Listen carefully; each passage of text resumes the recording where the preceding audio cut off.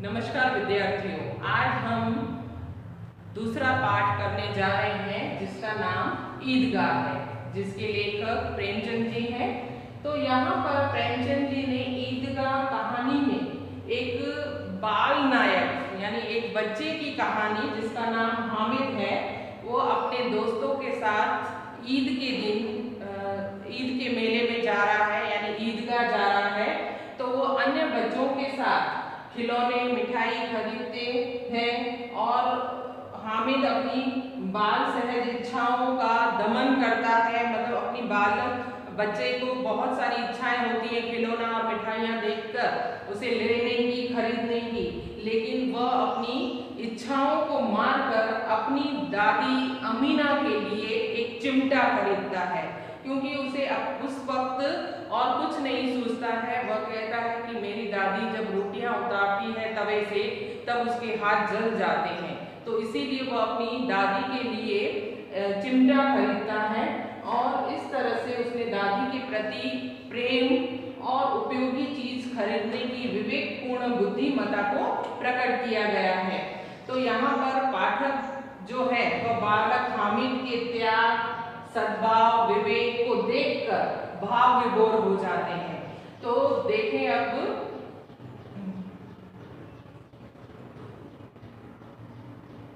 रमजान के पूरे 30 रोजों के बाद आज ईद आई है। कितना मनोहर, कितना सुहावना प्रभात है। रमजान महीना जब आता है उसके बाद जब वो पूरा हो जाता है, एक महीने के व्रत के बाद ईद मनाई जाती है।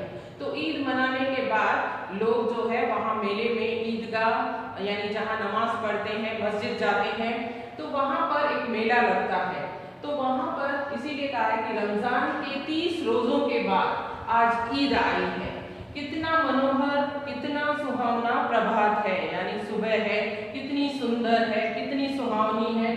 तो आज का सूर्य देखो कितना प्यारा, कितना शीतल है, मानो संसार को ईद की बधाई दे रहा है। गांव में कितनी हलचल है, ईदगाह जाने की तैयारियां हो रही हैं। किसी के कुर्ते में बटन नहीं है, पड़ोस के घर में सुई धागा लेने दौड़ा जा रहा है, किसी के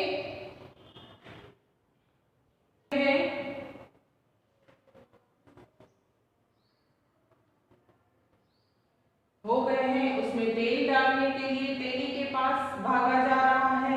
जल्दी बैलों को सानी पानी दे, ईदगाह लौटते लौटते दोपहर हो जाएगी। 3 कोस का पैदल रास्ता, फिर आदमियों से मिलना बैठना, दोपहर के पहले लौटना असंभव है।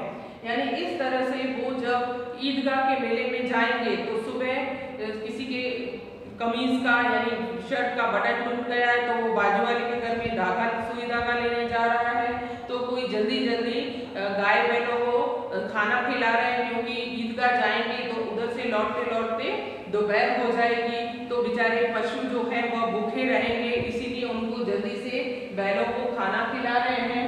और किसी के जूते कड़क हो गए हैं तो वो उसे तेल लगाकर पॉलिश कर रहे हैं। तो इस तरह ईदगाह से लौटते लौटते उनको दोपहर हो जाएगी। 3 कोस का पैदल रास्ता है, फिर सैकड़ों आदमियों से मिलना होगा, बैठना होगा, यानी सैकड़ों आदमी वहां पर मिलेंगे। तो इस तरह से पहले लौटना, सैकड़ों आदमियों से जब मिलेंगे तो दोपहर से पहले लौटना असंभव होगा। तो लड़के सबसे ज्यादा प्रसन्न हैं, क्योंकि वो छोटे बच्चे मेले में जाने के लिए बहुत ज्यादा खुश हैं। किसी ने एक रोजा रखा है, वह भी दोपहर तक, किसी ने वह भी नहीं, लेकिन ईदगाह जाने की खुशी उनके हिस्से की चीज है। उनको तो बस वही खुशी है कि हम ईदगाह मेले में जा रहे हैं। तो इस तरह रोजे बड़े बूढ़ों के लिए होंगे, रोजे बड़े बूढ़े रखते हैं, लेकिन उनके लिए तो बस आज ईद ही आई है। रोज ईद का नाम रटते थे, आज वह आ गई। अब जल्दी पड़ी है कि लोग ईदगाह क्यों नहीं चलते। तो उनकी अपनी जेबों में तो कुबेर का धन भरा हुआ है, यानी उनकी जो उनको ईद पर जो खर्ची मिली हुई है, लोग बड़े लोगों ने उनको खर्चने के लिए जो पैसे दिए हैं, तो वो उनके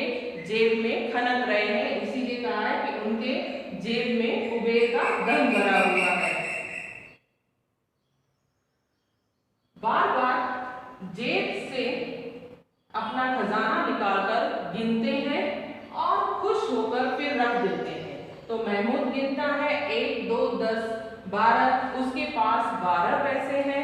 मोहसिन के पास 1 2 8 9 15 पैसे हैं। इन्हीं अनगिनत पैसों से अनगिनत चीजें लाएंगे, खिलौना, मिठाइयाँ, गेम, जाम, राजा और न जाने क्या क्या।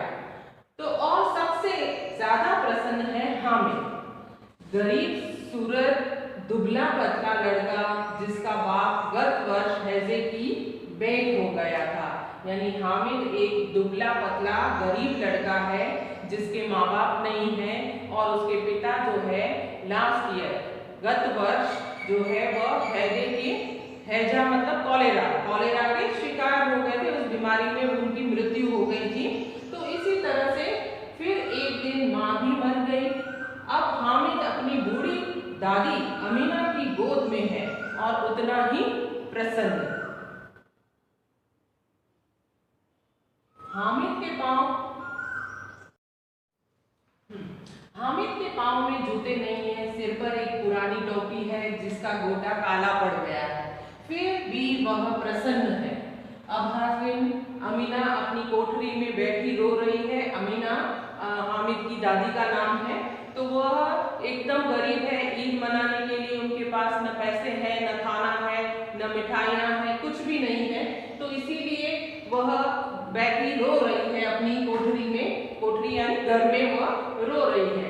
तो आज ईद का दिन है, उसके घर में दाना नहीं है, इस अंधकार और निराशा में डूबी जा रही है। किसने बुलाया इस निगोरी ईद को? वो जो है अपने आप को कोस रही है कि ये ईद क्यों आई है, क्योंकि त्योहार होता है कोई बड़ा तो हम उसे मनाने के लिए उसे पैसे चाहिए, सब कुछ नए कपड़े चाहिए। तो इसीलिए वो बच्चे को कुछ भी दे नहीं पा रही है। तो इसीलिए वो कहती है कि किसने बुलाया था इस ईद को। तो अमीना का दिल कचोट रहा है। गांव में बच्चे अपने अपने बाप के साथ जा रहे हैं। हामिद का बाप अमीना के सिवाय और कोई नहीं है। कैसे अकेले जाने दे वो इस छोटे से बच्चे को? उसने भीड़ भाड़ में वो बच्चा कहीं खो गया तो क्या होगा? नहीं, अमीना उसे यूं न जाने देगी। अब अमीना सोच रही है कि इतना छोटा बच्चा है 5 साल का, तो मैं उसे कैसे जाने दूं कि कहीं इतनी भीड़ में वो कहीं खो गया तो वो सोचती है कि नहीं, मैं नहीं जाने दूंगी। तो नन्ही सी जान 3 कोस कैसे चलेगा, यानी 3 किलोमीटर वो इतना चल के कैसे मेले में पहुंचेगा? पैरों में छाले पड़ जाएंगे, जूते भी तो नहीं है उसके पास। कुल 2 आने के पैसे बच रहे हैं, 3 पैसे हामिद की जेब में है, 5 अमीना के बटुए में है। तो यही तो विसाख है और ईद का त्योहार है। यानी उनके पास सिर्फ 5 आने हैं और यही उनकी औकात है। और ईद का भी त्योहार है। अब ईद के त्योहार में तो पैसे चाहिए, अल्लाह ही बेड़ा पार लगाएगा, यानी भगवान ही उनकी रक्षा करेगा। तो हामिद अंदर जाकर अपनी दादी से कहता है, तुम डरना नहीं अम्मा, मैं सबसे पहले आऊंगा। गांव में मेला चला और बच्चों के साथ हामिद भी जा रहा था।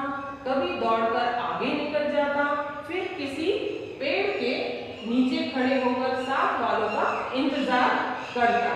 तो हामिद के पैरों में तो जैसे पर लग गए, वह कभी थक सकता था।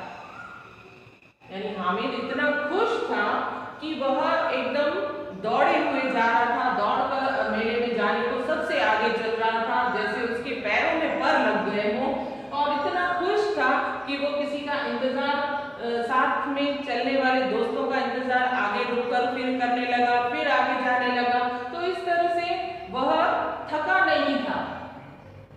पर ये बड़ी बड़ी इमारतें आने लगी, यहाँ अदालत है और यह कॉलेज है और यह कलाघर है और आगे चले। तो इस तरह से रास्ते में बहुत सारी इमारतें आने लगी। अदालत मतलब कोर्ट, कॉलेज और कलाघर, म्यूजियम, तो ये सब रास्ते में उनकी आने लगे। हलवाइयों की दुकानें शुरू हुई। आज खूब सजी हुई थी। इतनी मिठाइयाँ कौन खाता है? देखो, एक एक दुकान पर मन होंगी, मन मतलब किलो किलो के भाव में इतनी सारी मिठाइयाँ आज हलवाइयों की दुकानों पर बनी हुई है।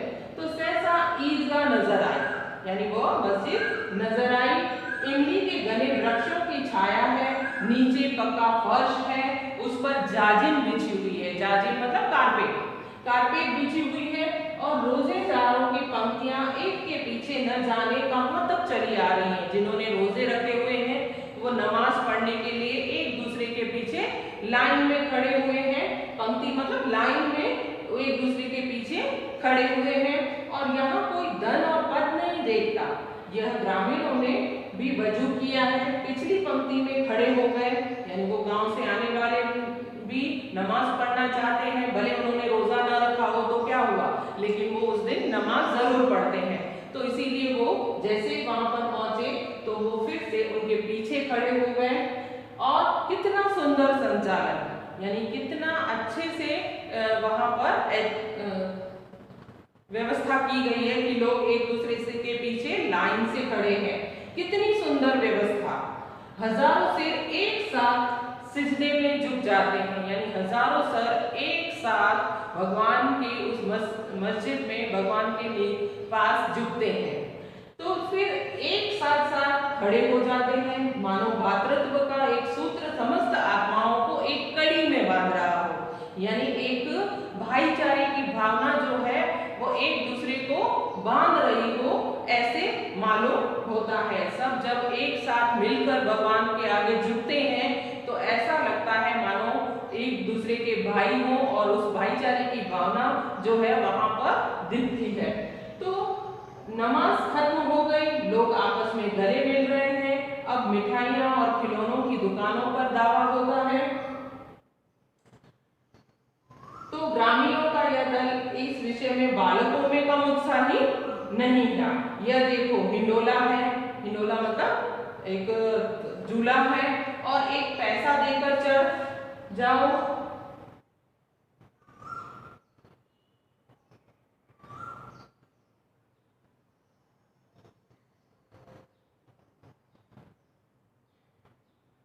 कभी आसमान पर जाते हुए मालूम होता है, कभी जमीन पर गिरते हुए। यह चरखी है, लकड़ी के हाथी, घोड़े और ऊंट छड़ों से लटकते हुए। एक पैसा देकर बैठ जाओ, 25 चक्करों का मजा लो। महमूद, मोहसिन, नूरे, सम्मी इन घोड़ों पर बैठते हैं। हामिद दूर खड़ा है, 3 पैसों तो उसके पास है, अपने कोष का 1/3 जरा सा चक्कर खाने के लिए भी नहीं देते हैं। चलिए आज हम यहाँ तक समाप्त करते हैं, इसका आगे का हम पार्ट 2 में पढ़ेंगे।